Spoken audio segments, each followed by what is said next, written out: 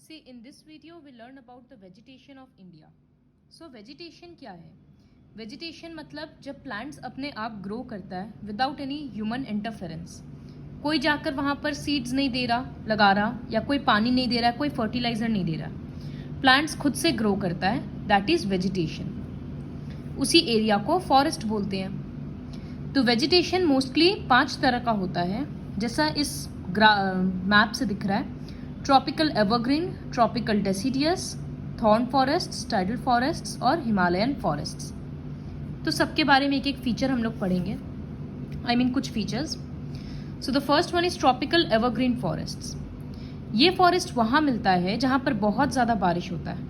200 centimetre से ज़्यादा का एनुअल रेनफॉल, मतलब पूरे साल में 200 सेंटीमीटर से ज़्यादा का बारिश होता है. तो इतना बारिश होता है तो ट्रीज का हाइट बहुत टॉल होता है, बहुत ऊंचा ऊंचा पेड़ होता है, और ये पूरे साल ग्रीन दिखता है, इसीलिए इसको एवरग्रीन बोलते हैं. इसका अपोजिट समझाते हैं. कुछ कुछ प्लांट्स ट्रीज क्या होता है ना, जैसे ऑटम सीजन में अपना सारा लीव्स को शेड कर देता है, तो सारा पत्ता झड़ जाने के कारण फॉरेस्ट ग्रीन नहीं दिखता है, खाली खाली सा दिखता है. लेकिन यहाँ पर ऐसा नहीं है. कोई भी ऐसा सीजन नहीं है जिसमें सारा पत्ता झड़ जाएगा. थोड़ा थोड़ा पत्ता हर टाइम पे झड़ते रहता है, तो ओवरऑल वो हमेशा ग्रीन दिखता है. एग्जाम्पल्स लर्न करना बहुत इंपॉर्टेंट है कि किस तरह का पेड़ मिलता है, जैसे माहोगनी, इबोनी, रबर, रोजवुड, ये सब.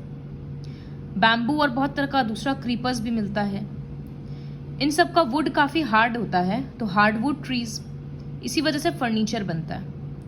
Latex is the main raw material for rubber manufacturing and comes from the rubber tree found in these forests.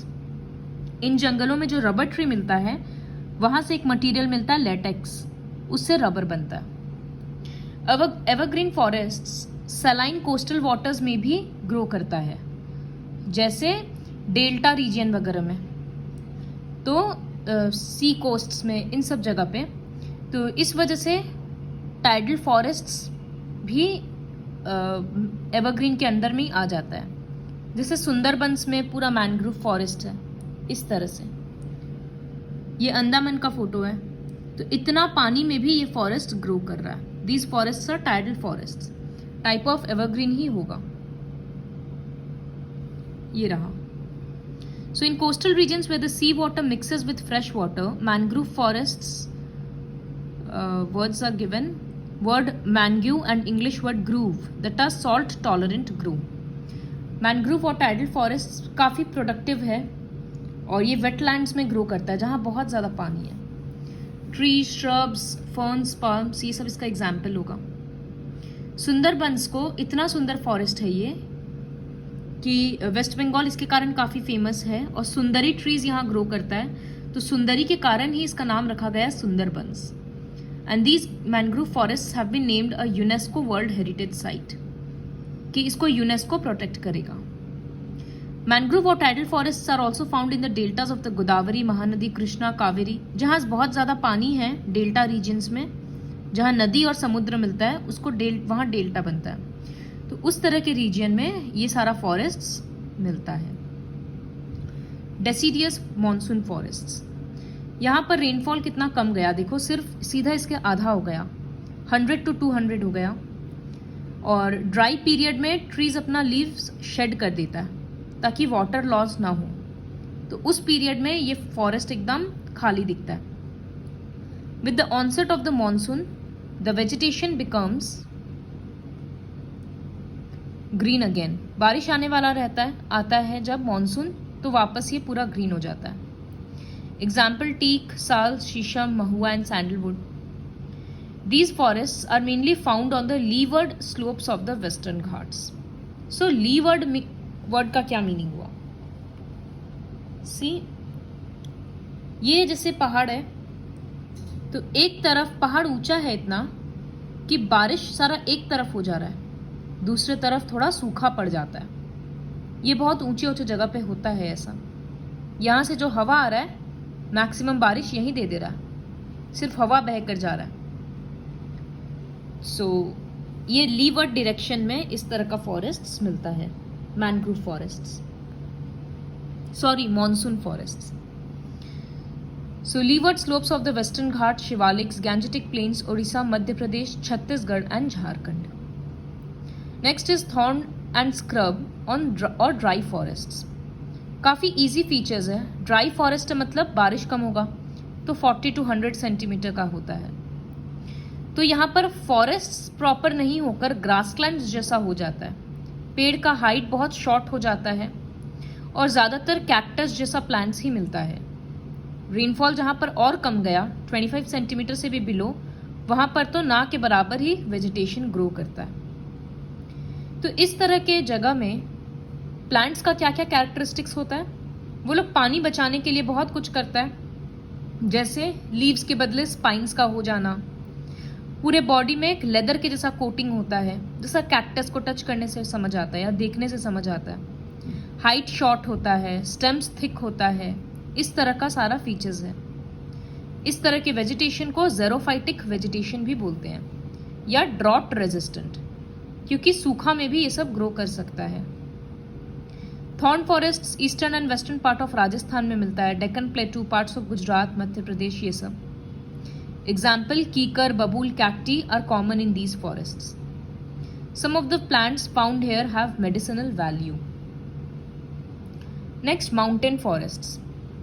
सो जैसे जैसे पहाड़ में ऊपर जाते जाएंगे टेम्परेचर कम होते जाएगा, और तो इस तरह के फॉरेस्ट को बोलते हैं माउंटेन फॉरेस्ट्स. 1000 मीटर के ऊंचाई पर ये सब मिलता है, और जैसे जैसे ऊपर जाते जाएंगे बहुत हाइट पे, जैसे 5000 पे स्नो लाइन आ जाता है, मतलब पूरा पहाड़ ही बर्फ से ढका हुआ है, तो वहाँ पर कोई वेजिटेशन नहीं है. और जैसे जैसे ऊपर जाते रहते हैं हम लोग 1000 से लेकर 2000, 3000, हाइट कम होते जाता है. कोन शेप का ट्रीज होता है ताकि बर्फ ना जम जाए. Example cedar, deodar, silver fir, इस तरह का. The Himalayan areas from Assam stretching westwards to Kashmir and parts of the higher hills in the western Ghats have this type of vegetation. तो पूरा हिमालयन बेल्ट में माउंटेन फॉरेस्ट ही है. इसका कुछ कुछ फर्नीचर बनाने में काम आता है, बैट बनाने में काम आता है, डोर्स एंड विंडोज बनाने में काम आता है इसका would. Now what is the importance of forests? Obviously, see, this page is not very clear, so read all the lines on your own. I'll just give you the overview. So forests natural resource है, तो protect करना बहुत important है, क्योंकि ये wild life के लिए बहुत इम्पॉर्टेंट है. फॉरेस्ट से हम लोग को बहुत सारा फॉरेस्ट प्रोडक्ट्स मिलता है.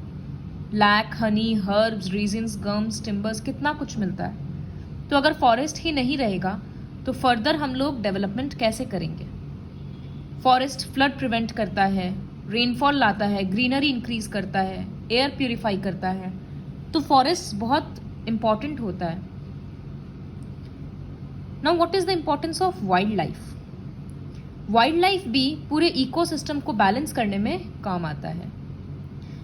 जगह जगह का फॉरेस्ट अलग अलग होता है, तो वैसे ही वाइल्ड लाइफ भी अलग अलग होता है.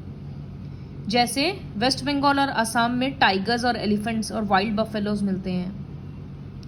फिर ग्रासलैंड्स में अलग अलग टाइप का एनिमल्स होता है. बहुत तरह का बर्ड्स एंड इंसेक्ट्स भी होता है. डेजर्ट के लिए अलग इंसेक्ट्स एंड रेप्टाइल्स वगैरह मिलेगा. तो हर तरह का वेजिटेशन, क्लाइमेट और टेम्परेचर एंड ऑल के ऊपर डिपेंड करता है कि वाइल्ड लाइफ कैसा होगा. गवर्नमेंट क्या करता है? वाइल्ड लाइफ रिजर्व्स बनाता है, सेंचुरी, नेशनल पार्क्स, ये सब बनाता है ताकि वो रिजर्व्ड एरिया रहे और वहाँ पर एनिमल्स को प्रोटेक्ट किया जा सके. First week of October is observed as wildlife week in India.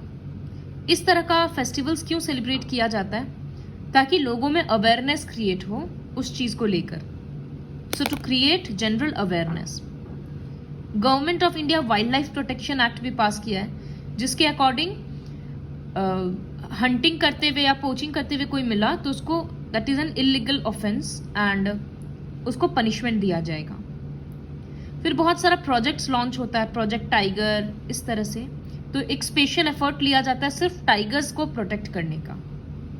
बहुत हद तक ये सब सक्सेसफुल होता भी है और बहुत हद तक नहीं भी होता है, क्योंकि पूरे ठीक तरीका से इम्प्लीमेंट नहीं किया जाता है.